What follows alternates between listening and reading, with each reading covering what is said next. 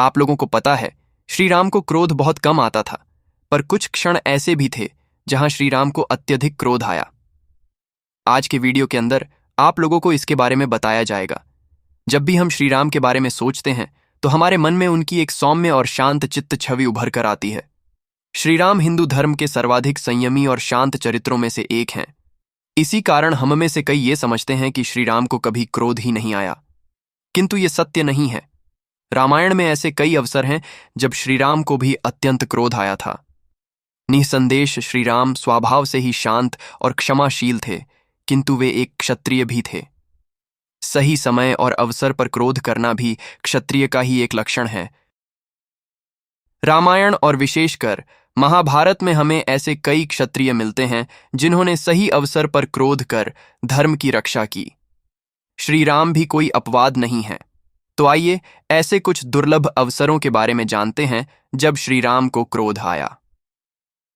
रामचरितमानस के बालकांड में काकभूषुंडी का वर्णन आता है।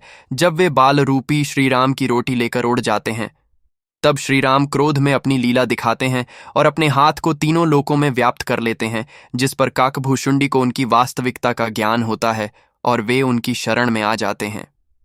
जब स्वयंवर में श्री राम के धनुष भंग करने पर परशुराम क्रोध में वहां आते हैं तो श्री राम अत्यंत विनम्रता से उन्हें शांत करते हैं, किंतु जब परशुराम उन्हें वैष्णव धनुष पर बाण चढ़ाने को कहते हैं, तब श्री राम तनिक क्रोध में संधान कर कहते हैं कि अब परशुराम बताएं कि वे उस बाण से क्या नष्ट करें, उनकी मन की गति से, भ्रमण की शक्ति अथवा उनके पुण्य से अर्जित लोकों को।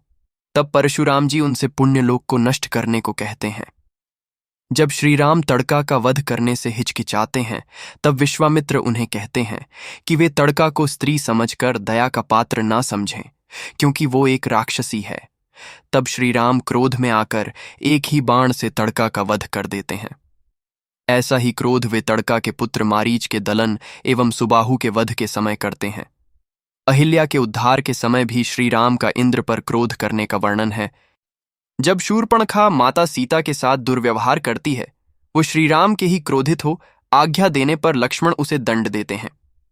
जब खरदूषण उन पर आक्रमण करते हैं, तब श्री राम अत्यंत क्रोध में आकर अकेले ही केवल 1 प्रहर 3 घंटे में खरदूषण सहित उनके 24,000 योद्धाओं का वध कर देते हैं। जब इंद्रपुत्र जयंत माता सीता का निरादर कर भागता है, तब श्री राम अत्यंत क्रोधित हो उस पर ब्रह्मास्त्र चलाते हैं। बाद में जयंत और इंद्र के क्षमा मांगने पर वे केवल जयंत का बायां नेत्र भंग कर उसे जाने देते हैं।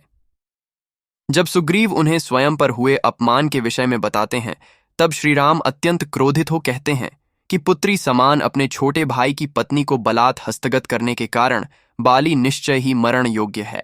बाली पर प्रहार के पश्चात जब वो श्रीराम पर कटाक्ष करता है कि उन्होंने उसे छल से मारा, तब भी श्रीराम क्रोध में उससे यही बात कहते हैं। जब सुग्रीव अपना वचन भूल भोग विलास में लिप्त हो जाता है, तब श्रीराम क्रोधित हो लक्ष्मण को उसे चेताने किष्किंधा भेजते हैं और कहते हैं कि वो सुग्रीव को सूचित कर दे कि बाली के प्राण लेने वाला बाण अभी भी उनके तरकश में है और साथ ही वो मार्ग भी बंद नहीं हुआ जिससे बाली स्वर्ग को गया है। समुद्र को लांघने के प्रयास में श्री राम 2 दिनों तक समुद्र देव से प्रार्थना करते हैं, किंतु जब वो मार्ग नहीं देता तो वे अत्यंत क्रोधित हो समुद्र को सुखा देने हेतु बाण का संधान करते हैं। तब लक्ष्मण उन्हें समझा बुझाकर शांत करते हैं और फिर समुद्र देवता क्षमा मांगकर उन्हें सेतु बनाने का सुझाव देते हैं। वाल्मीकि रामायण में ऐसा वर्णन है कि जब रावण अपने प्रचंड पराक्रम से वानरों का नाश करता है, तब श्री राम क्रोधित हो कहते हैं कि यही उचित होता कि इसका वध मैंने प्रथम दिन ही कर दिया होता। इससे पहले श्री राम ने एक बार रावण को युद्ध में परास्त कर जीवित छोड़ दिया था। जब महर्षि दुर्वासा श्री राम के पास भोजन करने आते हैं, तब वे इंद्र से कल्प वृक्ष की मांग करते हैं, किंतु जब इंद्र को विलंब होता है तो वे क्रोधित हो अपने बाण द्वारा एक संदेश इंद्र को भेजते हैं। तब भयभीत होकर इंद्र तत्काल कल्पवृक्ष को श्री राम के पास भेज देते हैं। ये सब कुछ उदाहरण हैं जहां श्री राम को क्रोध आया, किंतु इनमें से भी 2 अवसर ऐसे थे जहां श्री राम को अत्यधिक क्रोध आया। एक तो समुद्र द्वारा मार्ग ना देने पर एवं दूसरा जयंत द्वारा माता सीता के अपमान पर।